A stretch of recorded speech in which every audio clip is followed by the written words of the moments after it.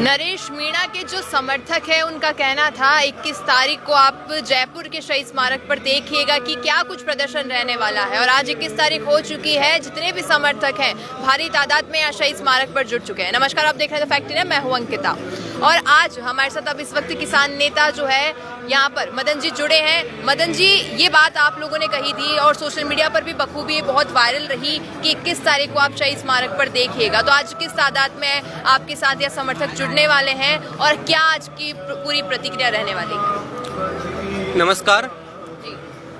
देखो, 25 जुलाई को जो घटनाक्रम हुआ झालावाड़ में पिपलोदी स्कूल में, उस घटनाक्रम में 5 बच्चे भील समुदाय के खत्म हुए, 2 बच्चे दलित समुदाय के खत्म हुए, करीबन 2 दर्जन बच्चे हताहत हुए। जब वहाँ के उनके स्थानीय परिजन उनकी मांगों को लेकर, उनको न्याय मिले, इसको लेकर वहाँ धरने पे बैठे थे। उनकी मांग थी कि जो बच्चे हताहत हो गए उनको 50 लाख मिले और जो बच्चे खत्म हो गए उनके 1 करोड़ रुपए का आर्थिक सहायता मिले कि आप सभी यहाँ आ जाए, नरेश भाई के पिताजी और उनके परिजनों को एक सरकारी नौकरी मिले। जैसे ही भाई साहब को जनक्रांति यात्रा के दौरान पता लगा इन सब चीजों का, तो भाई साहब ने अपनी जनक्रांति यात्रा बीच में रोकी और धरने पर जाकर उनके बीच दुख संवेदना व्यक्त करने का उनको मौका मिला। धरना पहले से प्रस्तावित था, कोई भाई साहब के द्वारा ऐसा कोई धरना नहीं दिया गया था। वहाँ उनके परिजन पहले से बैठे थे, उन्हीं के बीच जाके सम्मिलित हुए। कोई इमरजेंसी गेट के आगे अवरोध नहीं उत्पन्न किया, वो आपने वीडियो के माध्यम से देखा होगा। और मैं समझता हूँ आज के समय में जाति देखकर न्याय मिलने लग गया है। अगर यही बच्चे जनरल कास्ट के होते तो शायद सरकार 1-1 करोड़ नहीं 2-2 करोड़ देने में भी कोई गुस्ताखी नहीं करती, जो आपने प्लेन हादसे में देखा होगा। तो भाई साहब की कोई राजनीतिक ऐसी चेष्टा वाला मामला था नहीं, उनकी जो मांगे थी उन्हीं में जाके सम्मिलित हुए थे। लेकिन सरकार ने पता नहीं अचानक से किसका ऑर्डर आया, पुलिस को कानून के हिसाब से काम करना चाहिए था, लेकिन पुलिस ने वहाँ पे ऑर्डर पे काम किया और किसी न किसी पॉलिटिकल लीडर का ऑर्डर था, उस पर काम किया। उसके बाद आपने देखा होगा किस तरीके से लाठीचार्ज किया पुलिस ने। पीछे से आके जिस तरीके से मैं बैठा हूँ इस तरीके पीछे से आके लाठीचार्ज किया और हमारे 3 साथियों को, भाई साहब से 2 साथियों को गिरफ्तार किया। देखिए, हमने ये भी सुना है कि जो परिजन थे, जो बच्चे घायल हुए या जिनकी उसमें हादसे में जान चली गई, उनके परिजनों का ये कहना था कि नरेश मीणा वहाँ आएंगे, उसके बाद आगे की हम प्रतिक्रिया रखेंगे, जो मुआवजे की बात है या जो कुछ भी है। तो वो भी क्या नरेश मीणा का साथ मांग रहे थे इसमें? नहीं, बिल्कुल नरेश भाई साहब का साथ मांग रहे थे। लगातार उनको कॉल आया था। तो कई ऐसे प्रोग्राम होते हैं, जनक्रांति यात्रा के बीच में नहीं शेड्यूल फिक्स होता है, लेकिन उनकी मांग थी कि हमारे बीच आएँ, हमारी इस लड़ाई में हिस्सा बने, हमको संबल दे, मजबूती दे। तो भाई साहब ने उनके अनुरूप, उनके परिजनों के अनुरूप वहाँ मौके पे पहुँचे थे। और भाई साहब जेल जाने के बाद भी जब मीडिया से उन्होंने बोला कि मेरी तो अंतिम सांस तक यही रहेगा कि उनको न्याय मिले, 1-1 करोड़ रुपए मिले, हताहत बच्चों को 50 लाख रुपए मिले। और उन्होंने जेल में यही कहा है कि मेरी रिहाई का मुझे दुख नहीं है, मेरी रिहाई हो नहीं हो इससे मुझे कोई फ़र्क नहीं पड़ता, मेरी रिहाई 6 महीने हो 12 महीने हो मुझे कोई फ़र्क नहीं पड़ता, लेकिन पीड़ितों को न्याय मिलना उनकी प्राथमिकता है।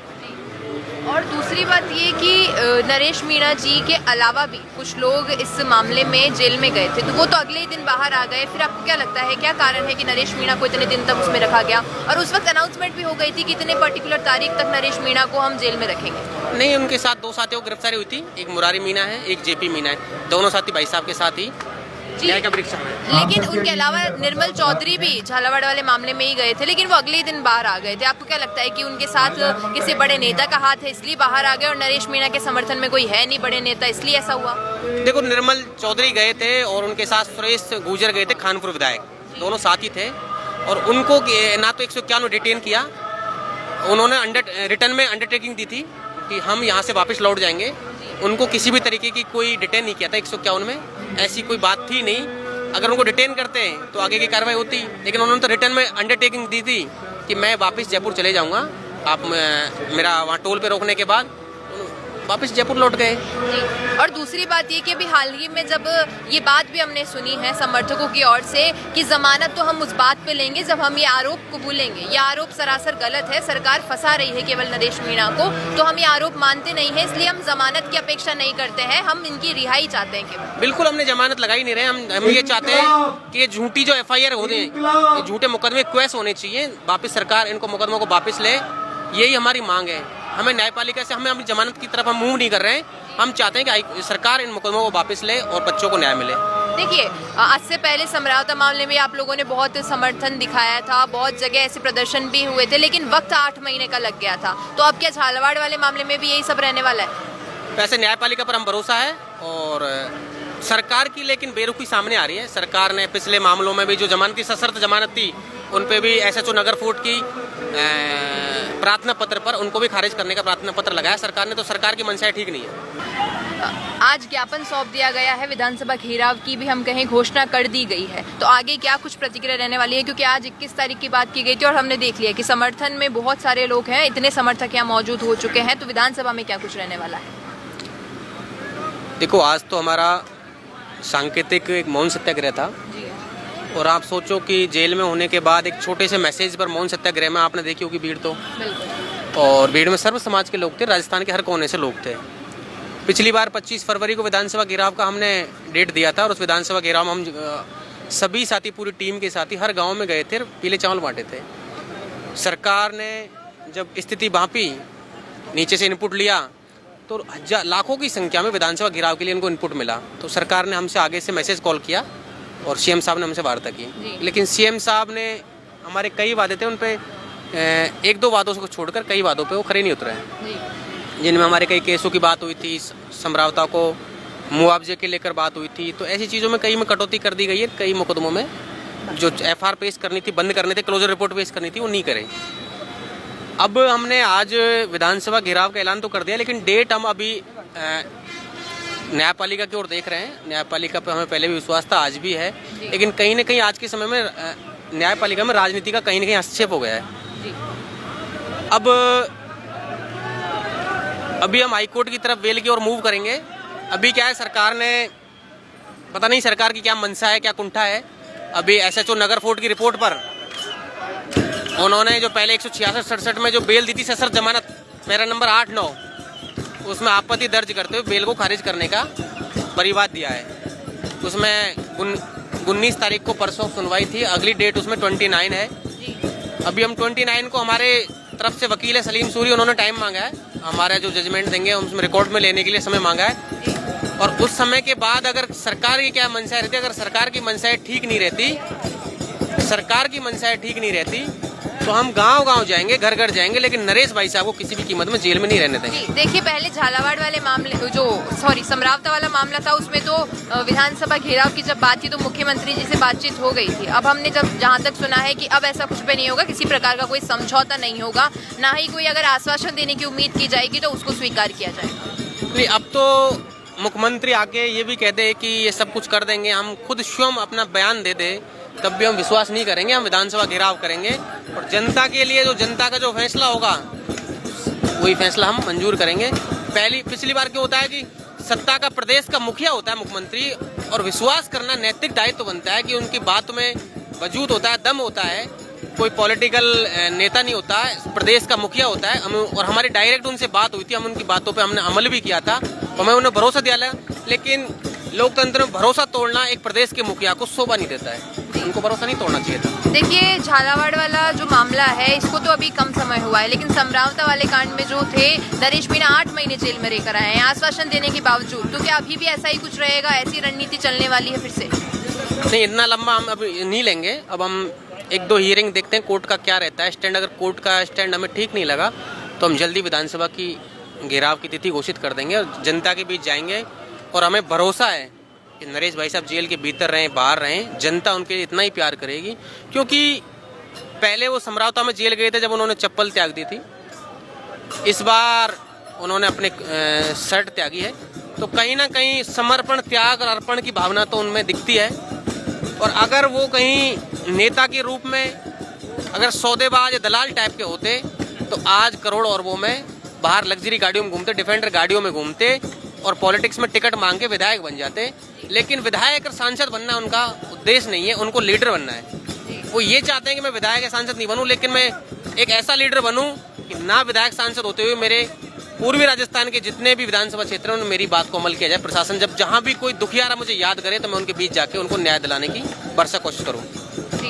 अब जो अगर हम बात करें, जो आपने बताया कि अभी हाल ही में सुनवाई हो चुकी है, अब विधानसभा घेराव से पहले की क्या तारीख दी गई है सुनवाई की, और उस दिन क्या आपको अपेक्षा है, क्या कुछ होएगा? नहीं, अभी विधानसभा घेराव की हमने तारीख नहीं दी है। नहीं, मैं बात कर रही हूँ कि सुनवाई अभी हाल ही में हुई थी, अब आगे क्या सुनवाई की तारीख दी गई है? अभी हम 10-15 दिन देखते हैं। जी, अगर 10-15 दिन में रवैया प्रशासन का ठीक नहीं रहता है, अभी उनको बैरिक भी स्पेशल सेल में रखा गया है, 2 रूम के साथ उनको रखा गया है। किसी भी कैदी से भी मिलने नहीं दिया जा रहा है, परिजनों से तो मिलने ही नहीं दिया जा रहा किसी से भी, लेकिन जेल के अंदर उनको आम तौर पर कैदियों से भी मिलने नहीं दिया जा रहा है। तो प्रशासन पता नहीं क्या, एक कैदी का राइट होता है कि वो जेल के अंदर अच्छा खाना मिले उसको, उसके परिजन मिल सके, STD कॉल हो सके, कैदियों से मिल सके, शाम सुबह परेड कर सके, ऐसी चीज़ें होती हैं जो उसका अधिकार होता है कैदी का, लेकिन वो उस चीज़ों से भी उनको वंचित किया जा रहा है। जी, और जिस तरीके का रवैया आपने बता दिया कि ऐसा कुछ हो रहा है नरेश मीणा जी के साथ, तो कहीं ना कहीं इसके पीछे ये तो नहीं, क्योंकि जब पहले वो आए थे तब उन्होंने कई तमाम बातें जेल से जुड़ी हुई बाहर ला दी थी कि वहाँ पे खाना किस तरीके का था, कैसा रवैया उनके साथ हो रहा है जो अंदर कैदी मौजूद हैं,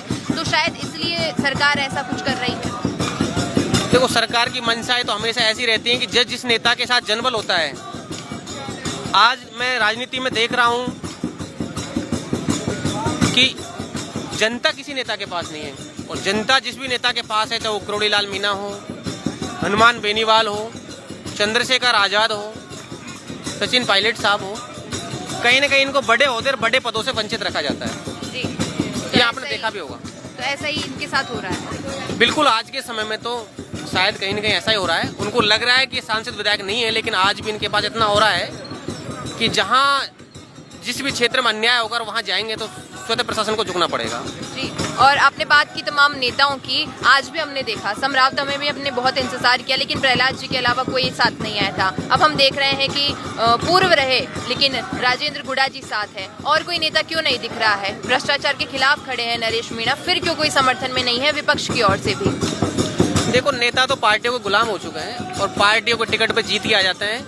मुझे बहुत अच्छे से याद आता है, हनुमान बेनीवाल बार बार कहते हैं कि किसी नेता में से कमल का फूल और हाथ का पंजा हटा के निकाल दो और उसको चुनाव में लड़ा के ले जाओ। अगर वो 3-4 हज़ार वोट से ज़्यादा ले आए, चुनके में 3-4 हज़ार से ज़्यादा वोट नहीं लाएगा, तो उनको पार्टी गुलामी करनी। और पार्टियों को भी ऐसे ही नेता पसंद है जो उनके इशारे पे चलें, वो जैसे कहें वैसे चलें। नरेश मीणा ऐसा गुलामी नहीं कर सकता, और वो गुलामी करता तो आज से 2013 में ही टिकट मिल जाता। वसुंधरा टिकट देने के लिए तैयार थी, लेकिन तभी भी राजपट पार्टी बनी और डॉक्टर साहब के खातिर उन्होंने पद को, टिकट को ठोकर मार के राजपा पार्टी के साथ आए। 2013 में उनको टिकट देती वसुंधरा। आपको क्या ऐसा नहीं लगता, क्योंकि लोगों का मानना यह है कि नरेश मीणा जी ने तो करोड़ीलाल मीणा पर इतना विश्वास किया, लेकिन उनके साथ विश्वासघात हो गया? देखो, वो सरकार का हिस्सा है, मंत्री जी डॉक्टर साहब सरकार का हिस्सा है, और सरकार का जब मंत्री होता है उसको एक प्रोटोकॉल होता है, और कई चीज़ों में विपक्ष में तो आदमी, कोई भी नेता है, ओपनली खुल के आ जाता है, लेकिन सरकार में हिस्सा होने के बाद कहीं ना कहीं आज आप देख लो, जो सरकार में होते हुए उन्होंने ऐसा ही भर्ती के लिए आवाज़ बुलंद करी, और सरकार में आते ही डॉक्टर साहब थोड़ा बैक हुए, तो सरकार में आने के बाद कहीं ना कहीं आदमी नेता दब जाता है, क्योंकि मर्यादाएं होती हैं। लेकिन गुंजल साहब ने पार्टी प्रोटोकॉल, पार्टी लाइन से हटकर बहुत हमारा साथ दिया। जहाँ जहाँ लगा उन्होंने पब्लिक डोमेन में भी नहीं, कांग्रेस के पॉलिटिकल मंच पर भी 12 में नरेश भाई साहब के लिए आवाज़ बुलंद करी। और ऐसे लीडर अगर राजस्थान में हैं तो कहीं ना कहीं लोकतंत्र जिंदा है और न्याय की उम्मीदें आज भी जिंदा है। तो अब हमारे साथ नरेश मीणा के कुछ समर्थक जो उनके साथ रह चुके, काफ़ी सालों उनके साथ काम कर रहे हैं, और उन्हीं में से एक छात्र संघ अध्यक्ष रह चुके हैं कोटा में, हमारे साथ जुड़े हैं मनीष मीणा जी। सर, आज आप लोग यहाँ पर इनके पिताजी के साथ समर्थन में आए हैं, शहीद स्मारक पर धरने पर बैठे हैं, जिससे उनका तो मौन है 5 बजे तक का। आप लोगों का क्या संदेश है कि क्या कुछ आपके आगे प्रतिक्रिया रहने वाली है? हमारा उद्देश्य है कि जो नरेश मीणा जी हैं, जो जल अवार्ड में जो बच्चों की जो घटना हुई थी पिपलोद गांव में, उन बच्चों की डेथ हो गई थी, और कुछ बच्चे जो घायल हो गए थे उनको हॉस्पिटल ले गए, जल अवार्ड हॉस्पिटल ले जाया गया था। तो हम जब हमें सूचना लगी तो हम उस गांव में जा रहे थे, लेकिन आप भी उस वक्त साथ थे? हम उस वक्त साथ थे, भाई साहब के साथ बिल्कुल साथ थे। हमें जल अवार्ड अगलेरा टोल पर रोक लिया गया, और 3 घंटे तक पुलिस वालों ने बिठाया कि आपको थोड़ी देर बाद हम गांव में भेज देंगे। लेकिन जब समय गुजरता गया, भाई साहब ने बोला, भाई मुझे कब तक बिठाए रखोगे, क्या मैं आम आदमी की तरह मैं भी मिल सकता हूँ? जब वो नेता जा रहे हैं वहाँ पे तो मैं भी जा सकता हूँ। संविधान में किसी को जाने से रोकने की कोई व्यवस्था है नहीं। तो हमसे लास्ट में से बोला गया कि आप झालावाड़ चल जाओ, वहाँ पे हॉस्पिटल में बच्चे हैं जो वहाँ पे गए। मतलब 3 घंटे आपको रोका गया? 3 घंटे टोल पे हम बैठे रहे, शांतिपूर्वक तरीके से बैठे रहे। पुलिस प्रशासन ने हमारे साथ बैठा हुआ था, तो उन्होंने कहा कि आप झालावाड़ हॉस्पिटल चल जाओ। हम झालावाड़ हॉस्पिटल में चले गए। हमने कहा कि बच्चों से मिलना है कि हम आप बच्चों से नहीं मिल सकते। तो जिस तरह धरना चल रहा है तो भाई साहब साइड में बैठ गए बच्चों को न्याय दिलाने के लिए। लेकिन वहाँ के जो लोग हैं, भाजपा के जो लोग हैं, उन्होंने बर्बरतापूर्वक अपनी घटना को छुपाने के लिए पुलिस प्रशासन का उपयोग किया और हमारे ऊपर जबरन लाठियाँ भी बरसाई गई और नरेश जी मीणा को गिरफ्तार कर लिया गया। मैं आपसे पूछना चाहता हूँ आपके चैनल के माध्यम से कि क्या गरीब बच्चों को मांग उठा नहीं सकते और उठाने वालों को आप जेल भेज दोगे? आप नरेश मीणा से कब तक डरते रहोगे? सरकार चाहती है कि नरेश मीणा जैसे बाहर आए उनको अंदर भेज दो, क्योंकि जो इनको लगता है कि नरेश मीणा राजस्थान की राजनीति में बहुत से नेताओं के खतरा बन गया है, तो लोग सब मिलके चाहते हैं, कांग्रेस हो चाहे भाजपा के लोग भी मिलके चाहते हैं कि नरेश मीणा को षड्यंत्र पूर्व तरीके से ऐसा जाल बिछाया जाए कि नरेश मीणा परमानेंट जेल में रहे।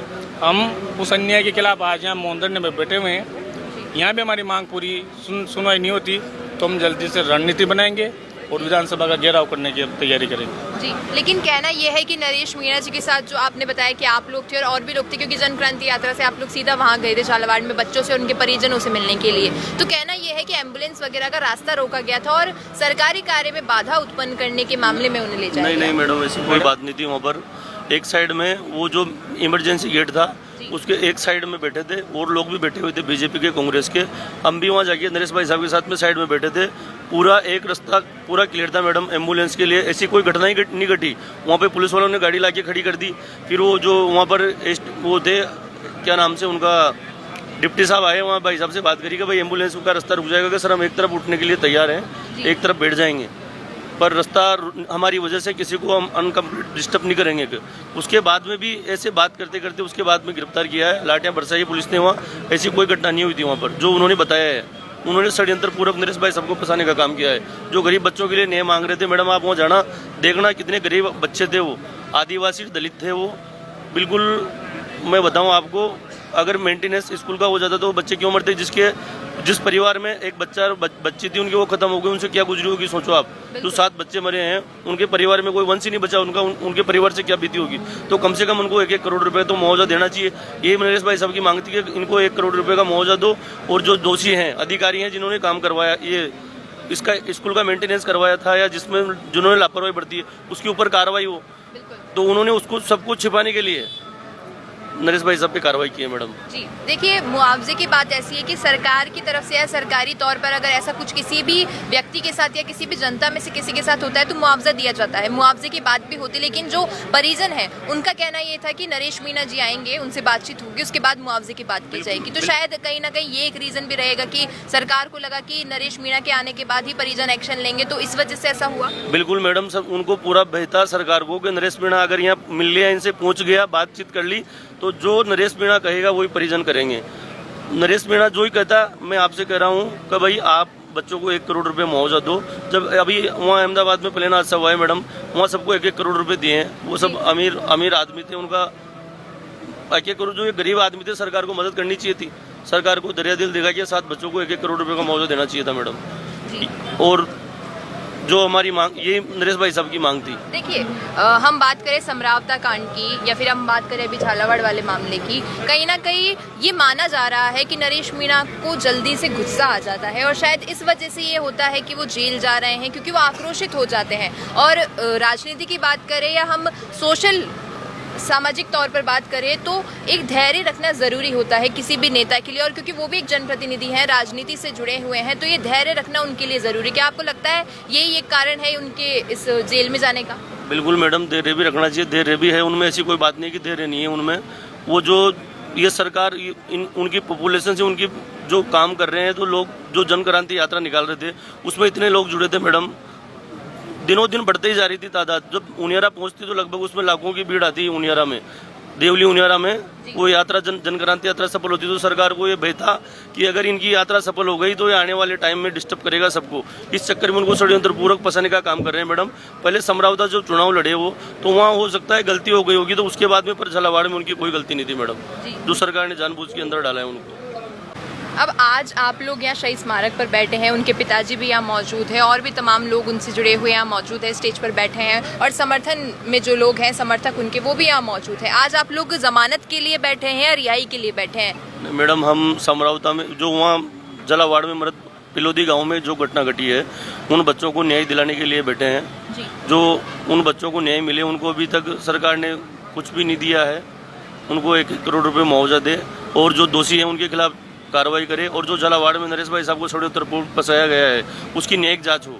ऐसी कोई घटना नहीं घटी, उसकी मांगे हैं जो अभी बताई है, वहाँ से 5 बजे बाद में जो भी मांगे हैं वो अभी बता दी जाएगी आपको। देखिए, लेकिन दूसरे तौर पर आज के जो हमारा मुख्य मुद्दा है, एक तो जो झालावाड़ में जो घटना हुई उनमें बच्चों को 1 करोड़ का मुआवजा और घायलों को 50 लाख रुपए दिए जाए। हमारी दूसरी मांग है जो राजस्थान में, पूरे राजस्थान में ईमानदारी की छाप छोड़ने वाले मंत्री भरत सिंह जी जिन पे फिलहाल अभी 2-3 दिन पहले उनकी पत्नी के ऊपर जो फर्जी मुकदमा लगाया गया है, हम ये भी चाहते हैं कि वो भरत सिंह जी की पत्नी के जो मुकदमा लगाया वो भी वापस लिया जाए। नरेश भाई साहब पर जो अभी झालावाड़ में जो मुकदमा लगाया वो पूरी तरह से गलत है। आप कहते हो कि एम्बुलेंस की बात कर रहे थे मैडम, आप हमारे पास वीडियो है जिसमें भाई साहब भी कहते हुए नजर आए कि एम्बुलेंस को रास्ता दो, एम्बुलेंस को निकलने दो। वहाँ पे बीजेपी के लोग थे जो रास्ता जाम किए हुए थे, उनकी वीडियो है, लेकिन उन लोगों को इस सरकार ने कुछ नहीं किया। और जो एक किसान का बेटा जो राजनीति में उभर रहा था, बच्चों की मांग कर रहा था, उसको गिरफ्तार करके जिस तरह दबाना चाहते हैं, हमारी यही मांग है कि उनको मुकदमा भी वापस लिया जाए और भरत सिंह जी की पत्नी के ऊपर जो मुकदमा लगाया गया है एसीबी का, वो मुकदमा वापस लिया जाए और बच्चों को उनको न्याय मिले।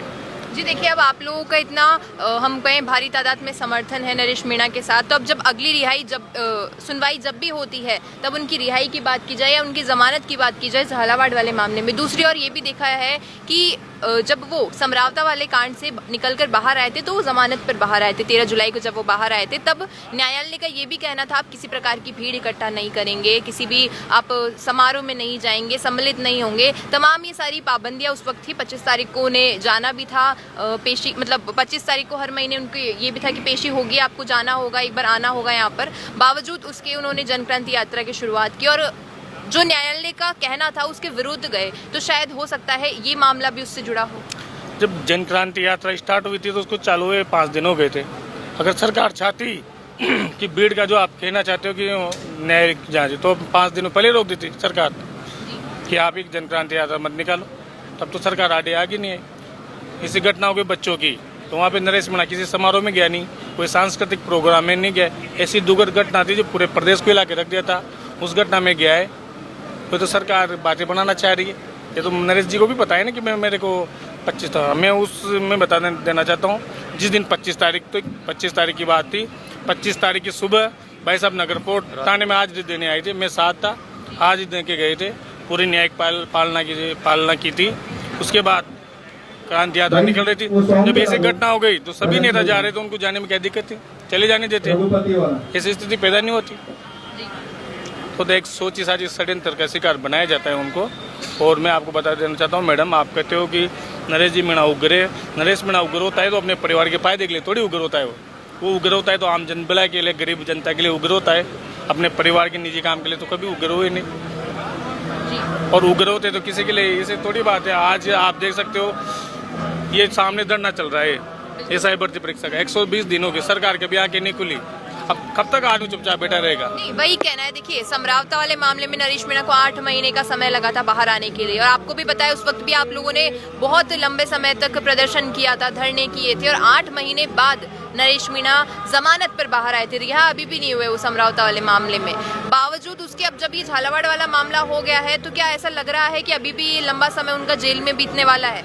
हाँ, इस सरकार ने देखो ना, जब घटना झालावाड़ को हुई थी तो कल या परसों उन्होंने जो समरावता का जो प्रकरण था उसमें उनकी जमानत खारिज करने की याचिका लगा दी। इससे स्पष्ट होता है कि सरकार कहीं न कहीं नरेश मीणा को षड्यंत्र में फंसा के लंबे समय तक जेल में रखना चाहती है।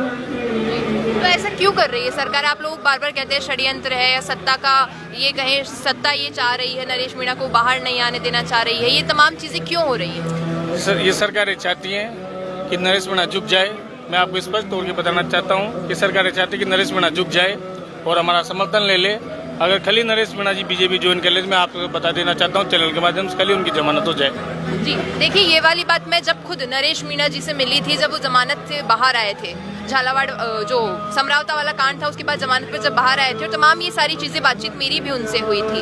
अब कहना ये था उस वक्त भी जनता के मन में और जो उनके समर्थक थे उनके मन में ये था कि सरकार कर रही है, लेकिन जब वो बाहर आए थे, बाहर आने के बाद उन्होंने तो पूरा साथ दिया था। जो मुख्यमंत्री है भजनलाल शर्मा, उनका कहना है कि पूरा श्रेय वो मुख्यमंत्री को दे रहे थे बाहर आने का। तो ये सारी चीजें ये बता रही है कि समीकरण उस वक्त भी बदल रहे थे। मैडम, हर चीज़ की अलग समीकरण होती है। जब समरावता प्रकरण हुआ था उस टाइम पे हमने 25 तारीख को विधानसभा घेराव रखा था, और शायद वो घेराव होता तो इस राजस्थान नहीं पूरे हिंदुस्तान की धरती में तहलका मच जाता। उस विधानसभा घेराव को रोकने के लिए मुख्यमंत्री जी ने उनके पिताजी को आवास से बुला के वार्ता की थी। वार्ता करके मुख्यमंत्री जी ने आश्वासन दिया था कि हम आप ये धरना स्थगित कर दो, मैं आपके साथ खड़ा हूँ और नरेश जी मीणा को जमानत मिल जाएगी और समरावता गांव को न्याय मिल जाएगा। लेकिन समय निकलने के बाद भी जब मुख्यमंत्री जी अपनी मांगों पर अपनी बात नहीं माने तो मुख्यमंत्री जी ने कहीं न कहीं अपनी बात रखने के लिए मदद की। तो नरेश जी मीणा ने कहा है मुख्यमंत्री जी से जो बात हुई थी पिताजी की उस पर वो उतरे, उसमें इतना सा मामला का मुख्यमंत्री जी ने मदद की। अब देखिए, विधानसभा घेराव की बात आपने समरावता कांड में भी की थी, और अब अगर फिर से हम बात करें झालावाड़ वाले मामले की, तो रिहाई या जमानत नहीं होती है तो क्या जब विधानसभा सत्र अभी शुरू होगा सितंबर में तो आप लोग घेराव करेंगे विधानसभा? बिल्कुल मैडम, हम रूपरेखा बनाएंगे अभी शाम को, रूपरेखा बना के और विधानसभा का घेराव रूपरेखा बनाएंगे। 1 तारीख से विधानसभा चालू हो रही है। देखिए 21 तारीख को ये कहना था, 21 तारीख का आप जयपुर शहीद स्मारक पर देखिएगा। अब देखना यहाँ पर यही हुआ कि आप लोग आए हैं समर्थन में नरेश मीणा की रिहाई को लेकर और झालावाड़ में मुआवजे की बात को लेकर भी, लेकिन कोई आक्रोशित वाली बात नहीं है क्योंकि आज मौन रखा जा रहा है। हम सरकार को गांधीवादी तरीके से बताने आए हैं कि हम गांधीवादी के तरीके से धरना दे रहे हैं। सरकार को हमारी तरफ सरकार का ध्यान आकर्षित कराना चाहते हैं कि बच्चों को न्याय दो और नरेश मीणा को रिहा करो, जो झूठी मुकदमे लगाए वो वापस लो। और एक भरत सिंह जी कुन्नर पूर्व मंत्री थे सरकार में, उनकी पत्नी के ऊपर जो एसीबी में झूठा मुकदमा दर्ज हुआ उसको वापस लो। हम गांधीवादी तरीके से सरकार को बता रहे हैं। उसके बाद में मैडम हम विधानसभा घेराव की तैयारी करेंगे। देखिए, पहले भी मुख्यमंत्री जी ने आपको आश्वासन दिया था विधानसभा घेराव के बाद पर लेकर कि मैं जमानत करवाऊंगा, रिहाई करवाऊंगा, और उसके बाद भी हम बात करें मार्च में आपका घेराव था और जुलाई में जाकर जमानत मिली है। तो अगर फिर से आप ये बात करते हैं तो वो कहते हैं ना कि दूध का जला छाछ फूक फूक कर पीता है, तो आप लोग ऐसा करने वाले कि अब उनकी मांग को आप नहीं सुनेंगे, उनके आश्वासन पर आप नहीं ठहरेंगे? नहीं मैडम, अगर आश्वासन देंगे तो टाइम लेंगे। कितना टाइम का? ऐसे नहीं कि लंबा आश्वासन अगर सरकार की तरफ से मिलता है तो हम टाइम आएंगे, कितने टाइम का आश्वासन देते हैं वो, तो इतने दिन इंतजार करेंगे, नहीं तो फिर आगे की रूपरेखा बनाएंगे मैडम। बाबा, आप लोग यहाँ सभी आए हैं नरेश मीणा जी के समर्थन में कि भाई झालावाड़ में जो कुछ हुआ उन बच्चों को मुआवजा भी मिले और नरेश मीणा को रिहा भी करे। आपको क्या लगता है सरकार, जैसे मैं जितनी भी बार सुनती हूँ उनका कहना है सरकार षड्यंत्र रच रही है और नरेश मीणा को जेल में रखना चाह रही है क्योंकि वो लोकप्रिय हो रहा है, आपका क्या कहना है? सरकार जो भी कुछ कर रही है वो गलत कर रही है, क्योंकि निर्दोष आदमी को फंसाने के लिए उसने कई षड्यंत्र रचे हैं सरकार ने। हम मुख्यमंत्री जी माननीय श्रीमान जी से ये कहने जा रहे हैं कि निर्दोष आदमी को नरेश भाई को रिहा करे। बोल बाबा बोल। हम श्रीमान जी मुख्यमंत्री जी से ये कहना चाहते हैं कि आप जल्दी से जल्दी नरेश भाई साहब को रिहा कर दो और जो मुआवजा डिमांड की है वो दे दो, नहीं तो हम आंदोलन करेंगे। जी, अब देखिए, हम जितनी बातचीत इन्होंने अभी और समर्थकों से की तो ये था कि 21 तारीख का तो आपका था और आज तो लेकिन मौन है। अब उन्होंने बात करी है कि सितंबर में जब विधानसभा शुरू होगी तब वो विधानसभा का घेराव करेंगे। जैसा पहले समरावता में कांड हुआ जब विधानसभा घेराव की बात की गई थी, वैसे ही अब होने वाला है। उसी प्रकार यहाँ भी वही आंदोलन करेंगे सब। देखिए, या तो नरेश भाई मैं आपको बताना चाहता हूँ, जो आज ये शहीद स्मारक पे हमारे नरेश भाई साहब के आदरणीय पिताजी जो ये धरना दे रहे हैं, ये तो एक तरीके से अभिषेक भाई ये बड़े आंदोलन का एक संकेत है। ये तो अभी तो हम गांधीवादी तरीके से कर रहे हैं। अगर सरकार ने हमारे नरेश भाई साहब के पिताजी की जो मांग है, जो झालावाड़ पीपलोदी पीड़ित बच्चों को न्याय की मांग और मुआवजे की जो मांग है, उसके अलावा नरेश भाई साहब के ऊपर जो झूठे मुकदमे दर्ज किए गए हैं झालावाड़ अस्पताल प्रशासन के द्वारा, उन मुकदमों को वापस लेने सहित कई मांगे हैं नरेश भाई साहब के पिताजी की। अगर इन मांगों को सरकार जल्दी पूरा नहीं करती, अगर कोई ठोस आश्वासन नहीं देती, तो नरेश भाई साहब के पिताजी अभी आज ही आपसे सब लोगों से 5 बजे प्रेस वार्ता में आगे की रणनीति बता देंगे। हो सकता है कोई बड़ा आंदोलन करना पड़े, हो सकता है कोई विधानसभा घेराव या मुख्यमंत्री आवास घेराव जैसा बड़ा आंदोलन करना पड़े। वो सब हम नरेश भाई साहब के पिताजी जो भी आदेश देंगे उसके हिसाब से आगे काम करेंगे। हम सब उनके समर्थक, नरेश भाई साहब के समर्थक। देखिए, विधानसभा घेराव की बात या मुख्यमंत्री आवास घेराव की बात या फिर बड़े समर्थन में रैली की बात हो, तो ये तो समरावता में जब थप्पड़ वाला कांड हुआ था तब भी की गई थी, लेकिन समय तो 8 महीने का लगा था। तो अब क्या करेंगे आप? देखिए मैडम, आपको पता उस टाइम सरकार आंदोलन की घोषणा से डर गई थी। उस टाइम सरकार नरेश भाई साहब के पिताजी मार्च में जब आप लोगों ने बोला था, उसके बाद जुलाई में नरेश मीणा बाहर आए हैं, 3 महीने बाद। मेरी बात सुनो, आंदोलन की घोषणा करी, सरकार को लगा होगा कि बड़ा आंदोलन होगा, 3-4 लाख लोग आएंगे, राजधानी को घेर लेंगे, यहाँ पुलिस प्रशासन से टकराएंगे। आपको पता नरेश भाई साहब के समर्थक कैसे हैं कैसे नहीं, आप सब जानते हो।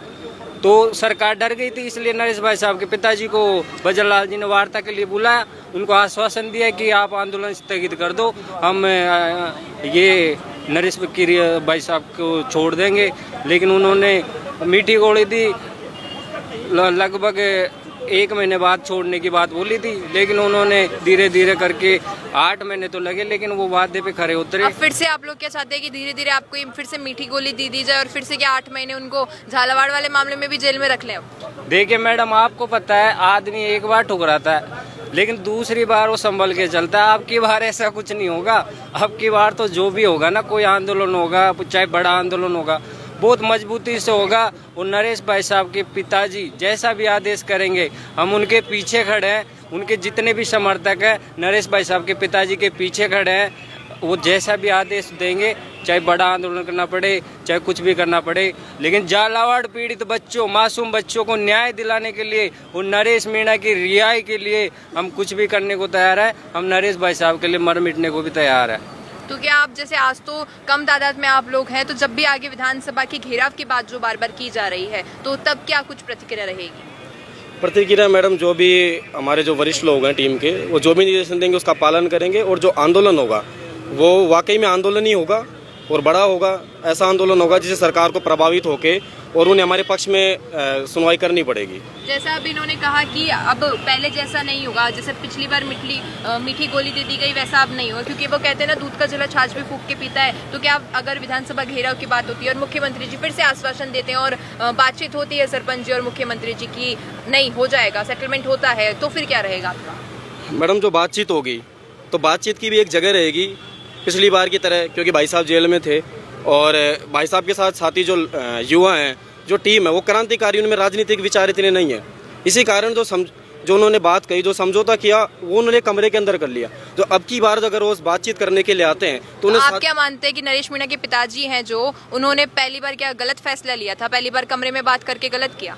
जी, मैं ये मानना चाहता हूँ कि क्योंकि जो आंदोलन होता है उसमें 3-4 लोग आते, 3-4 लाख लोग आते और यहाँ अव्यवस्था भी फैलती। उन्होंने देखते हुए इस चीज़ को, उनसे बातचीत करना सही समझा। तो बातचीत, हमारा मानना ये है कि वो बातचीत एक बंद कमरे में नहीं होनी चाहिए थी, क्योंकि वो मुख्यमंत्री जी ने भगवान की तस्वीर की तरफ इशारा करके आश्वासन दे दिया और भगवान को मान लिया इन्होंने। देखिए, अगर आपको थोड़ा ज्यादा पॉलिटिकल नॉलेज हो तो एक बात कहूंगी, किरोड़ीलाल मीणा जी का भी सेम स्टेटमेंट है कि जो नरेश मीणा के पिताजी है उन्हें इस तरीके से अकेले में बात नहीं करनी चाहिए थी, क्योंकि पूरा समाज साथ है और आज भी आप सभी साथ हैं, मीणा समाज के लोग, तो उस वक्त भी ऐसा ही होना चाहिए था। तो क्या अब जो उन्होंने, आपका कहना, अभी आपने मेरी बात पे कहा हाँ, तो आप कह रहे हैं कि नरेश मीणा के पिताजी गलत है? नहीं मैम, पिताजी गलत नहीं है। मैं ये कह रहा हूँ कि जो समझौता हुआ है, जो समझौता है वो कमरे में नहीं होना चाहिए था, क्योंकि राजनीतिक सूझबूझ के लोग उसमें कम थे। जो समझौता, अब अगर मुख्यमंत्री बात करने आएंगे सूझबूझ से, हाँ, जो सरपंच साहब है उनसे ज्यादा राजनीति कौन करेगा? सरपंच साहब भावनाओं में थोड़े आगे, क्योंकि वरिष्ठ लोग हैं, इतना बड़ा नेता, मुख्यमंत्री अगर भगवान की तस्वीर तरफ इशारा करके बोल रहा है तो कोई विश्वास कर लेगा। तो अब अगर मुख्यमंत्री बात करने की कहते हैं तो हम बात मंच पे करेंगे, पूरी जनता के सामने करेंगे, अंदर बात नहीं करेंगे। मतलब आप नरेश मीणा के पिताजी के डिसीजन पे भी ऊपर जाएंगे और आप बात कहेंगे कि ये जो भी बात हो सबके सामने हो? सबके सामने हो, सबके सामने बात होनी चाहिए, जनता के सामने बात होनी चाहिए। क्योंकि मुख्यमंत्री जी ने जो बात की वो अंदर ही अंदर पलट गए। जी। भाई रह गए ना, उन्होंने वहाँ बात करी, वहाँ कोई देखने वाला नहीं था, अंदर इनको अलाउ नहीं किया कि ये रिकॉर्ड कर सके उस चीज को कि मुख्यमंत्री जी ये कह रहे हैं। लेकिन ये स्टेटमेंट तो सामने था ना, पब्लिक के भी सामने था, मीडिया के भी सामने था कि आश्वासन दिया है उन्होंने, गोवर्धन जी की कसम खाई है कि मैं बाहर लेकर आऊंगा, आप लोग विधानसभा घेराव मत करो, और वो आश्वासन पूरा भी हुआ है, भले 3 महीने बाद। और इन्होंने कहा जैसे 8 महीने रख लिया कोई बात नहीं, लेकिन बाहर तो आ गए थे ना जमानत पर। मैम बाहर तो आ गए, वो तो बात ठीक है, पर जो उन्होंने जो वादा किया था 1 महीने का, वो तो नहीं निभा पाए ना कहीं, और उनको ऑन कैमरा नहीं कह पाए, ना किसी मीडिया ने उनसे जाके पूछा कि आपने 1 महीने का आश्वासन दिया था नरेश भाई साहब के पिताजी को, उसका क्या हुआ? देखिए, मीडिया मुख्यमंत्री से जाके ये बात नहीं पूछ सकती है, आश्वासन उनके पिताजी को दिया गया था तो वो ये बात पूछ सकते हैं। अब की बार आश्वासन हम मीडिया के सामने ही लेंगे, तो ना मीडिया को पूछने की जरूरत पड़ेगी, ना किसी और को पूछने की जरूरत पड़ेगी। आश्वासन सामने होगा, सबके सामने होगा, सर्व समाज के सामने होगा। निर्णय अब नरेश मीणा जी, लिखित में वैसे नहीं होगा, लिखित में होगा। और मेन जो हमारा मुद्दा है, जिस तरीके से न्यायालय एकदम प्रूफ के साथ चलता है, आप बिल्कुल लिखित में होगा। ये क्रांतिकारी ऐसा है कि अब तो हम कॉन्स्टिट्यूशन के दायरे में कर रहे हैं, और हमारे पिता तुल कल्याण सिंह जी उनके दायरे में जैसे दिशा निर्देश देगा, हमारे पिता तुल्य है। ये सेना है ना ऐसी क्रांतिकारी, ये मर मिटने के लिए तैयार। भाई साहब ने बहुत अन्याय सहन कर लिया, जेल में बार सरकार झूठे केस लगा के डाले। अगर इनको जेल में डालने का शौक है, मैं मेरी बताऊं, मेरा नाम सुरेश मीणा, झालाटाल विधानसभा क्षेत्र राजगढ़ चुनौर। अगर ये सोचते कि ये जो क्रांतिकारी हजारों नरेश मीणा है, कितनों को डालोगे तुम जेल में, मैं हथकड़ी डलवाने के लिए हूँ। अगर उनको ऐसा ही करना है, अगर वे न्याय नहीं दे सकते, हक अधिकार नहीं दे सकते, राजस्थान के गरीब किसान मजदूर को, तो हम जेल जाने के लिए तैयार है। आज लिखित में होगा और ठोस कदम नहीं दिया हमको लिखित में, तो आगे के लिए जितने भी हमारे भाई हैं सब बैठ के विचार विमर्श किया जाएगा, और आज ही रणनीति रूपरेखा तैयार किया जाएगा। आगे के लिए ऐसा आंदोलन होगा राजस्थान के अंदर, या तो सीएम घेराव ही होगा या विधानसभा सिस्टम पूरा को हैंग कर देंगे, हम चलने ही नहीं देंगे। और सुनो, हम राजी से, हम कोई कॉन्स्टिट्यूशन का उल्लंघन नहीं करेंगे। इनको जेल में ही डालने का शौक है, तो मैं कह रहा हूँ ये सब जाने के लिए तैयार हैं। अब घर से भी दुखी हैं हम, हमने बालक बच्चे बीबी बच्ची बोलते तो पापा कब आओ घर पर। पत्नी से दुखी होकर आ रहे हैं, या अपने घर वालों से दुखी होकर आ रहे हैं? नरेश मीणा के लिए शरीर है, एडी से चोटी मैंने कुर्बान दे दिया, मैं मर भी जाऊँ न तो मेरी कोई टेंशन नहीं है। मैंने जयपुर सीएम आवास भूख हड़ताल आमने भी किया था, मैंने मिली मुलाकात की, आपने देखा होगा जगत न्यूज ने सब कुछ, और संघर्ष कर रहा हूँ मैं, और अंतिम सांस तक करूंगा न। हमने काफी बार जेल गए, आंदोलन किया है, और ऐसी लाठी खाई है पुलिस की, और वो लाठी आप भगत सिंह तरह ऐसी कील साबित हुई है, हम मरने वाले ने। देखिए, आपके बातों से ये पता चल रहा है कि आपको भी तजुर्बा बहुत है। एक चीज पूछती हूँ आपसे, जो बैठे हैं सरपंच साहब कल्याण जी, क्या इनको तजुर्बे की कमी है? नहीं, सब कुछ है, बढ़िया तजुर्बा है। अभी इनसे बात हो रही थी मेरी, इन्होंने कहा शायद जो सरपंच साहब है इन्हें राजनीतिक तौर पर थोड़ा तजुर्बा कम है, इसलिए प्रकाश जाट भाई आगे आए। एक बार इसलिए उस वक्त वो है ना मुख्यमंत्री प्रकाश जी आगे हैं, गए आरयू और से बंद कमरे में बात कर ली। प्रकाश जाट जी, हमारे पिताजी पिता तुल्य, ये एक धर्म सत्य न्याय के मार्ग पर चलते हैं, तो उनको झूठे आवाज में लेके वे सीधा आदमी है, बाकी तुम जान हैं तजुर्बा खूब है, उनके अनुसार भावना में बह गए। ऑन कैमरा है ये, नहीं विश्वास कर लिया। तो और वे भजनलाल जी ने जो कहा आपको पता होगा, गोवर्धन जी कसम खा के, तो लेकिन देखिए उसके बाद हम नरेश मीणा जी से भी जुड़े हैं। नरेश मीणा जी ने भी कहा है कि मुख्यमंत्री जी ने तो अपनी बात पूरी की है, और आज मैं बाहर हूँ तो उनकी वजह से। कुछ विरोधी लोग हैं, वे नहीं चाहते कि नरेश भाई साहब राजस्थान में कोई बड़ा लीडर उभर गया है, जबकि बन चुका है। हम रियलिटी बता रहे, लिखित में दे सकते हैं, लीडर बन चुका, बहुत तगड़ा है, सब समाज का बन चुका है। और 28 में तो है ना भाई, एक विधायक नहीं, उसके इसमें से हजारों क्रांतिकारियों ने देखना, तुम कम से कम 4-5 विधायक तो बनेंगे। और आने वाले समय में अगर इन्होंने आज हमको लिखित में नहीं दिया ना, उसके बाद ऐसा यहाँ से रणनीति रूपरेखा तैयार की जाएगी। ये इतने क्रांतिकारी है ना, मर मिटने के लिए तैयार है, हटेंगे नहीं, जेल जाने के लिए तैयार है। कहीं जब ये देखिए पुलिस कमिश्नरेट मनोज के सामने है, कानपुर से जो है ना, अगर लाठीचार्ज होता है तो कितने लोग बचेंगे यहाँ पे? आवाज नहीं, क्या बोल रहे हो? मैं कह रही हूँ पुलिस कमिश्नरेट के जस्ट सामने शहीद स्मारक है, यहाँ पर अभी क्योंकि पुलिस यहाँ पर है, भारी तादाद में है, अगर अभी यहाँ पर लाठीचार्ज हो जाता है तो कितने लोग बचेंगे? मैडम जी, हम कॉन्स्टिट्यूशन को मानते हैं, हम दायरे में रहेंगे, हम भाई साहब के पिताजी के नियम को मानेंगे। अगर हमारे किसी भी कार्यकर्ता को अगर अभद्र साथ भाषा का प्रयोग किया और किसी लाठीचार्ज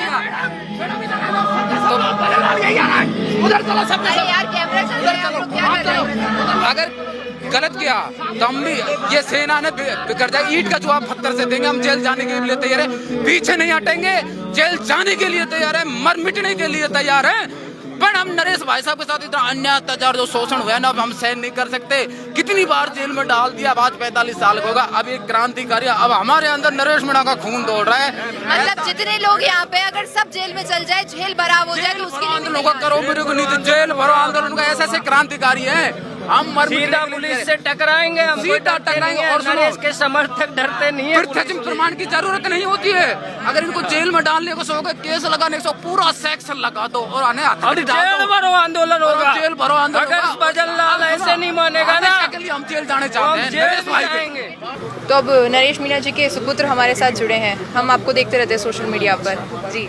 तो अब आपने जैसे कि मैसेज दिया कि जो नेता जिनकी वजह से ये बच्चों की जान गई, 7 मासूम बच्चों की, उनको तो कुछ नहीं हुआ, लेकिन जो आपके पिताजी हैं वो हक के लिए लड़ रहे थे, भ्रष्टाचार के खिलाफ लड़ रहे थे और उनको जेल में डाला गया। और इससे पहले समरावता में भी वो जेल में गए थे। तो आप सरकार को क्या कहेंगे, क्या मैसेज देंगे? मैं बस यही कहना चाहता हूँ, मेरे पापा वहाँ पे उन बच्चों के परिजनों के लिए न्याय मांग रहे थे।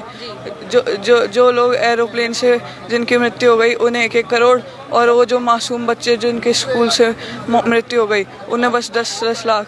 ये कैसा इंसाफ है? मतलब वो गरीबों के साथ ये भेदभाव क्यों हो रहा है? और अगर हमने अभी ये किया है सत्याग्रह, अगर इसका हमको कोई परिणाम नहीं मिलता तो हम आने वाले टाइम पे इतना बड़ा विधानसभा घेराव करेंगे। ये सरकार अपने आप उन बच्चों को न्याय देगी और मेरे पापा को रिहा करेगी। आप देखते हैं कि आपके पापा के लिए देखो कितने सारे लोग यहाँ पर मौजूद है। अच्छा लगता है कि पापा के लिए इतने सारे लोग लड़ाई लड़ रहे हैं। मेरे पापा हमेशा सच्चाई की लड़ाई लड़ते हैं, गरीबों की लड़ाई लड़ते हैं, युवाओं की लड़ाई लड़ते हैं। इसी का ये परिणाम है, यहाँ पे इतने लोग मेरे पापा के लिए आते हैं। जी, आप देखते हैं कि आपके दादू हैं, आपके पिताजी हैं, दोनों ही राजनीति में हैं, ये सरपंच हैं और वो भी बहुत, हम बात करें कि राजनीति में बहुत समय से हैं, बहुत अच्छे एक नेता के रूप में निखर कर आते हैं। तो क्या आप भी अपने दादू और पापा जैसा बनना चाहते हैं? नहीं, आपको राजनीति में नहीं आना है, लेकिन इनके जैसा बनना तो चाहते होंगे, एकदम सच की लड़ाई लड़ने जैसा। हाँ, ऐसे जरूरी थोड़ी कि नेता एक सच्चाई की लड़ाई लड़ सकता है और कोई भी तो सच्चाई की लड़ाई लड़ सकता है, बस वही। तो आपको किसी और सर्विस में जाना है? हाँ। क्या बनना है बड़े होकर? अभी सोचा नहीं। अभी सोचा नहीं है, चलो ये अच्छी बात है। लेकिन आप जो ये यहाँ पर जो लोग आपके पापा के लिए आए, इनके लिए क्या कहेंगे? इनको थैंक यू आप किस तरीके से कहेंगे? इनका हमारे ऊपर हमेशा एहसान रहेगा।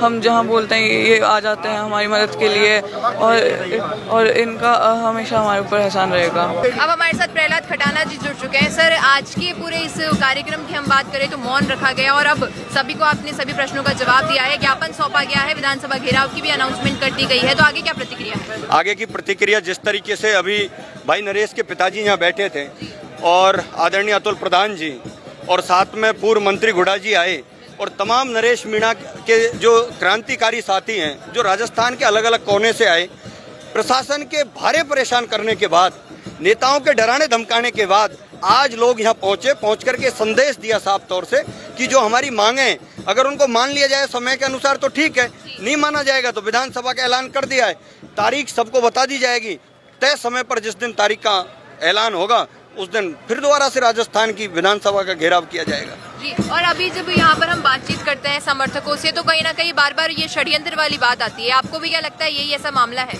राजनीति में षड्यंत्र चलते रहते हैं मैडम। जब कोई आदमी नीचे से बड़ा हो रहा होता है, एक जो पौधा उगता है, बड़े बड़े बरगद के पेड़ बड़े नेता हैं, तो किसको अच्छा लगता है कि बरगद के पेड़ों जब मजबूत हैं तो नीचे से कोई छोटा अगर पेड़ बड़ा होगा तो बुरा लगता है, स्वाभाविक सी बात है। लेकिन इन चीज़ों को अनदेखा करते हुए 3600 कौम, सभी जाति धर्मों के लोग, क्योंकि नरेश मीणा एक दलित आदिवासी के मासूम बच्चों की हत्याएं जब हो गई, उनको हत्याएं कहेंगे हम लोग, जो शासन और प्रशासन की लापरवाही की वजह से हुई, उनको न्याय दिलाने के लिए वो आदमी जेल में, फिर भी कलेजा तो देखो उस बाप का, और कलेजा देखो नरेश मीणा के बेटे का अनिरुद्ध का, जो अभी कह रहा था कि हम नरेश मीणा, मेरे पिताजी जेल में रहे, हम उनको छुड़ाने के लिए नहीं आए, लेकिन जो लोग मासूम बच्चे मारे गए तो उनको न्याय मिलना चाहिए। अरे गर्व होना चाहिए राजस्थान और देश की जनता को ऐसे परिवार पर, माँ बाप पर और बेटों पर। मुझे आशा है और भरोसा और विश्वास के साथ मैं कह सकता हूँ कि जिस दिन विधानसभा की तारीख का ऐलान का घोषणा होगी उस दिन नज़ारा कुछ अलग होगा। और सरकारें जिस तरीके से, मुझे तो ये लगता है कि दोबारा से ये लोग कहेंगे आइए समझौता करें, लेकिन आज साफ तौर से कह दिया गया है कि समझौते की कोई गुंजाइश नहीं है। मतलब जब विधानसभा घेराव की बात होती है और मुख्यमंत्री जी फिर से आपसे आश्वासन की बात करते हैं तो क्या आप लोग नहीं जाएंगे? नहीं, अभी साफ मना कर दिया नरेश मीणा जी के पिताजी ने कि कोई समझौते की बात नहीं होगी, क्योंकि जो उन्होंने पहले समझौता किया उसमें धोखा कर दिया। आखिरकार होता क्या है मैडम, राजनीति में क्या होता है कि पहले समझौता करते हैं, समझौता करके उनको पूरा नहीं करते हैं, फिर उन्हीं चेहरों को एक्सपोज करते हैं। ये राजनीति का एक फंडा है। भाई पहले तो नरेश मीणा के पिताजी को बुला लिया, साथियों को बुला लिया, उनको पूरा लागू किया नहीं, उससे पहले उन्होंने दोबारा से जेल में डाल दिया। एक नैरेटिव सेट करते हैं कि भाई पहले तो इनके पिताजी ने बात की थी प्रशासन से, सरकार से, हो सकता है दोबारा से ये बातें कर लें, और फिर कुछ नेता होते हैं उस माहौल को बिगाड़ने का काम करते हैं, लेकिन अब भविष्य में ऐसा नहीं होगा जी। और कहीं ना कहीं ये मानना हो रहा है कि नरेश मीणा जी को थोड़ा गुस्सा जल्दी आ जाता है, इस वजह से ये सारी गलतियां राजनीति में हो जाती है। मैं आपको साफ तौर से बता दूं, हर उस आदमी को गुस्सा आता है जो स्वाभिमानी होता है, हर उस आदमी को गुस्सा आता है जो व्यवस्थाओं से लड़ता है, हर उस आदमी को गुस्सा आता है जिसके पास वो साधन संसाधन, वो ताकत ना हो, और फिर वो जी जान से मेहनत कर रहा हो और उसको वो उचित मौका नहीं मिल रहा हो, तो गुस्सा ना स्वाभाविक है। और नरेश मीणा अगर किसी खुद के लिए गुस्सा नहीं कर रहा है, पद पावर के लिए नहीं कर रहा, पैसे के लिए नहीं कर रहा, तो उसका गुस्सा स्वाभाविक है, कोई बड़ी बात नहीं है। देखिए, समरावता और झालावाड़ को लोग कंपेयर करने पर आते हैं, पर कहीं ना कहीं जो समर्थक हैं, जो वाकई नरेश मीणा से इतने जुड़ चुके हैं, उनका कहना है कि समरावता में तो गलती हो गई थी, मान लिया गया, लेकिन झालावाड़ में कोई गलती नहीं की गई थी, इसलिए उस वक्त तो 8 महीने जेल में रख लिया, अब नहीं रखने देंगे। इस पर आप क्या कहेंगे? कोई फर्क नहीं पड़ता। मैं फिर कह रहा हूँ, नरेश मीणा एक विचार है, नरेश मीणा एक क्रांति है, नरेश मीणा एक नई ऊर्जा है, नरेश मीणा एक नया भविष्य है। जितने दिन जेल में रहेगा इतने लोग जुड़ते जाएंगे और इतना ही मजबूत होकर के बाहर आएगा।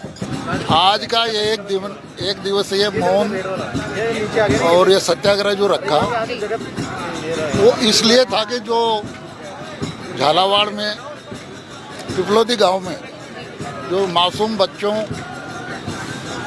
की जो स्कूल हादसे में मौत हुई, उनको न्याय दिलाने के लिए नरेश वहाँ गया और उसको निर्दोष को जेल में डाला।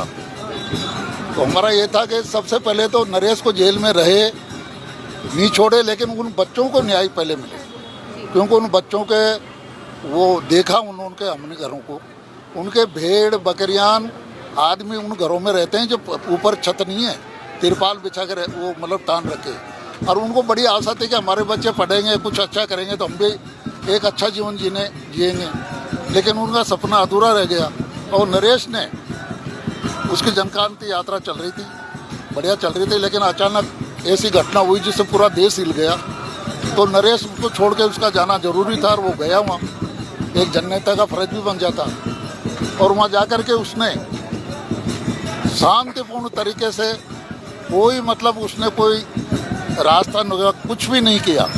धरना पहले से चल रहा था, परिवार वालों को ढांढस बंधाया, उनको हिम्मत दी, उनके लिए सहायता राशि की मांग की। इस पर पुलिस ने और मतलब प्रशासन ने, जो भी वहाँ है भ्रष्ट तंत्र में कहूँगा, उन्होंने बिल्कुल झूठा उसे फंसाया गया।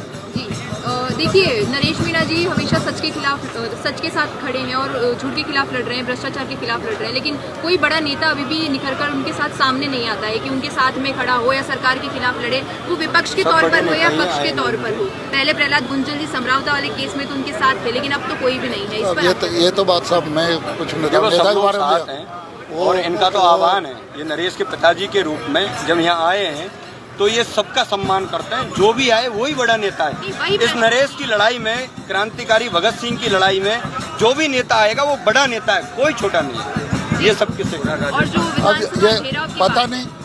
अब आज एक भरत सिंह जी का भी हमने ज्ञापन में दिया, भरत सिंह जी से जैसा बड़ा ईमानदार कोई राजस्थान में नहीं है। कहीं कोई बात आती है तो ये हम उदाहरण देते हैं कि तू क्या भरत सिंह जी थोड़ी है, ईमानदारी की बात आती, उनके ऊपर मतलब उनको ये करने लगे, क्योंकि वो नरेश का मतलब ये जन क्रांति यात्रा में उनको मतलब समर्थन करते, सब वो करते हैं। मतलब नरेश मीणा जी के समर्थन में कोई आ रहा है तो उसको भी हाँ हो सकता है, मतलब जब जैसा भरत सिंह जी के साथ हुआ जी। अब आज यहाँ तो राज उसका बिरला का चल रहा जी, यहाँ तो राज ही हम तो ये मानते हैं उसका चल रहा, उसका वो OCD वो दत्ता तो कुछ भी कानून को हाथ में ले कुछ भी करते, मानव तस्करी करे, कुछ भी करे, रेत बजरी माफिया करे, उनके लिए तो कोई कानून नहीं। और नरेश से गरीबों के लिए मतलब उनको करे, उसको जेल में डाल दे, पहले 8 महीने जेल में रहा और फिर वहाँ गया, फिर जेल में डाल दिया। तो ये जनता, अब वो हमने तो कहा ना कि मैंने तो कहा ना कि अब ये जनता उसका मतलब वो करेगी, हम उसका निर्णय कुछ नहीं करेंगे। अब उसके लिए मतलब जनता और नरेश मिलकर विधानसभा घेराव की क्या प्रतिक्रिया है? वो करेंगे, लेकिन अभी वो तारीख फिक्स भी सलाह वो करके करेंगे। झालावाड़ जिले में जो पिपलोदी गांव में जो मासूम बच्चों की स्कूल हादसे में मौत हुई, और वो बच्चे भी उन आदिवासी भील समाज के 5 बच्चे थे जिनके रहने के घर नहीं हैं, और दूसरे 2 बच्चे सगे भाई बहन एक दलित रेगर समाज के थे। दोनों भाई बहनों की जो मौत हुई स्कूल हादसे में, उसका सीधा सीधा मौत क्या, जिन्होंने जिम्मेदारों ने वो स्कूल को मतलब वो किया, उनको मारना, मैं तो कहूँगा उन्होंने मरवाया उनको बच्चों को। और इसको लेकर के नरेश की जो जन क्रांति यात्रा चल रही थी, उसको छोड़ करके उनका न्याय दिलाने के लिए वो वहाँ गया।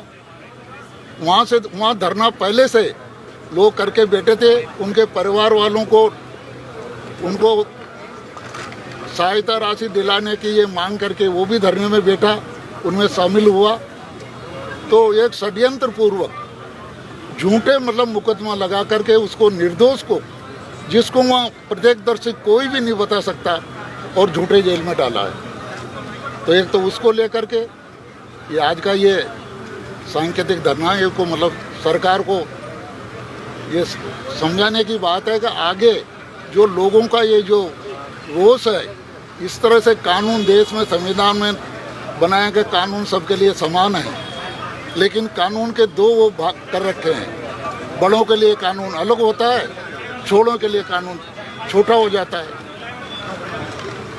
तो इसको लेकर एक दूसरा समझौता को लेकर के, जो पहले सरकार ने हमें बुलाया था, परिवारजनों को बुला करके हमसे जो समझौता किया था, उसमें समझौते में कुछ बातें होकर के वो समझौता अधूरा है। माननीय मुख्यमंत्री जी ने हमें भरोसा दिलाया था, और मुख्यमंत्री जी राजनीति नहीं धर्म नीति के हिसाब से भी हमसे बात हुई थी, तो हमने उन पे विश्वास किया था।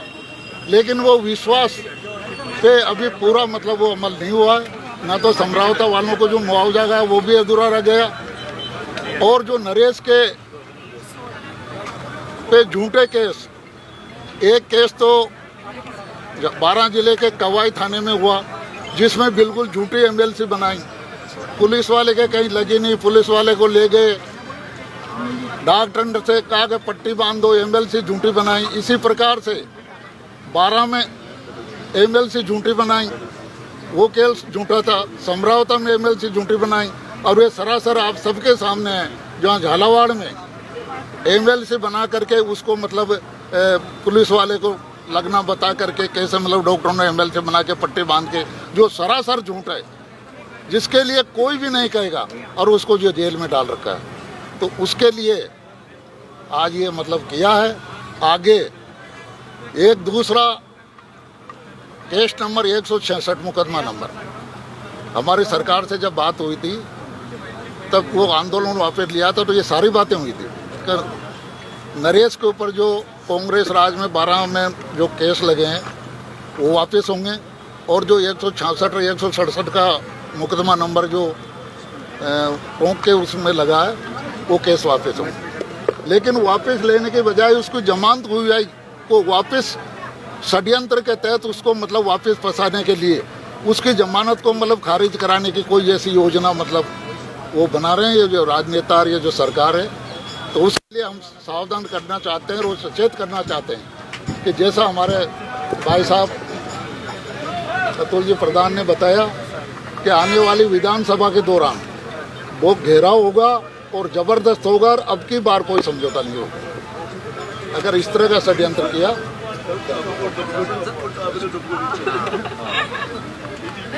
सवाल पूछने को बच्चों का लो, बच्चों का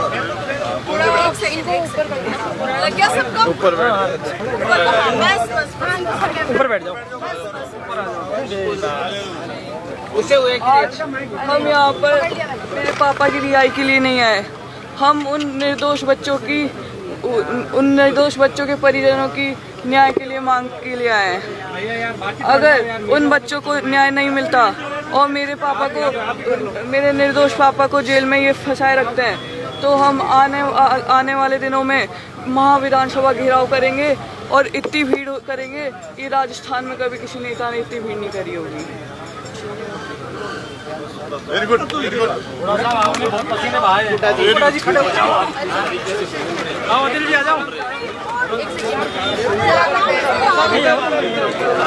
बयान में सरकार उनको चुनाव करवाई थी और आज कोई सरकार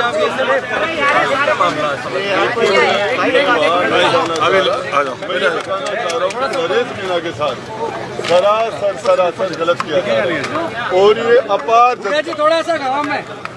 अपार ये जनसमूह है। आपको बताना चाह रहा हूँ कि सरकार के लेने के देने पड़ जाएंगे, लेने के देने। और ये पूरा कोटा डिवीजन हो चाहे भरतपुर डिवीजन हो, राजस्थान का पूरा नौजवान इस अन्याय के खिलाफ नरेंद्र मीणा के साथ खड़ा हो रहा है। और ये भाजपा सरकार जिस तरीके से तानाशाही कर रही है और जिस तरीके से इन्होंने नाइंसाफी की गुंडागर्दी कर रही है, ये जनता सड़कों पर आ जाएगी और इनको गाँव में घुसने नहीं दिया जाएगा। और विधानसभा का घेराव की नौबत न आए उससे पहले ये कर दे। और ये जो जिस तरीके से विश्वासघात कर रहे हैं और जिस तरीके से ये सरकार चल रही है, मैं बताना चाह रहा हूँ कि ये जो नरेश के जो बेटे ने कहा है 7 बच्चों के हत्यारों को तो आपने कुछ नहीं किया, और जो आपने जिस तरीके से दुरुपयोग करके सरकारी मशीनरी का और चुनाव हरा दिया और हराने के बाद उन्हीं को जेल में डाल दिया, फिर दोबारा डाल दिया, ये नहीं चलेगा, नहीं चलेगा। आप इस तरीके से दूर से आए और बार-बार आप न्याय की लड़ाई के लिए आप यहाँ आ रहे हैं। देखिए, ये पूरी भारतीय जनता पार्टी की सरकार लगातार एजेंसियों का दुरुपयोग कर रही है और जो भी इसके खिलाफ सही बात के लिए आवाज उठाता है उसके खिलाफ मुकदमे दर्ज किए जाते हैं। ये अभी लेटेस्ट उदाहरण आज जिस चीज के लिए 1 दिवसीय धरना था, सत्याग्रह था, वो आपको सबके सामने समझ में आया होगा।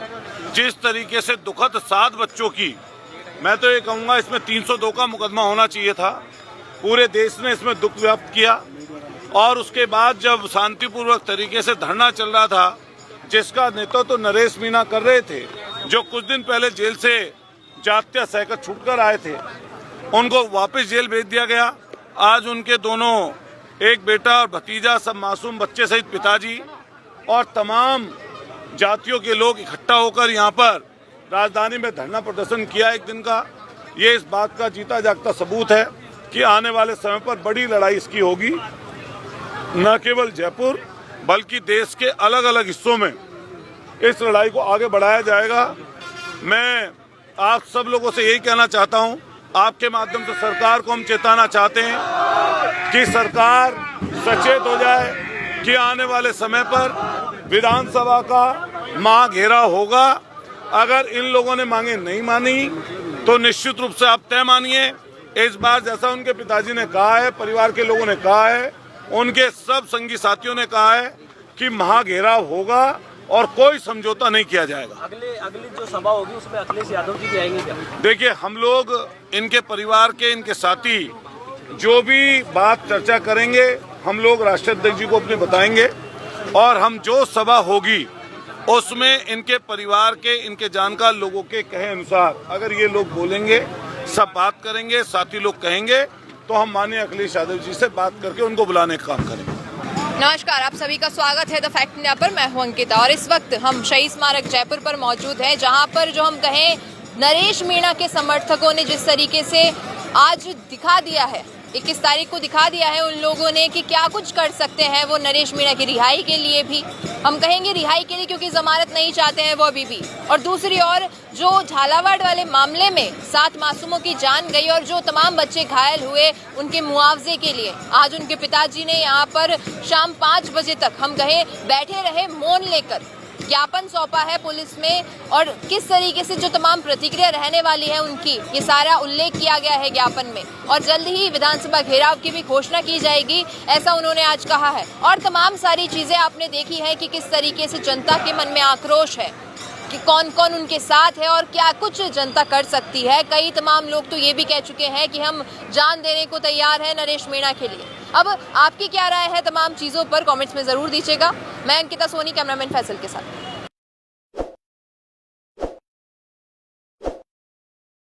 ताज़ा खबरों के लिए विजिट करें द फैक्ट इंडिया की वेबसाइट और डाउनलोड करें द फैक्ट इंडिया ऐप।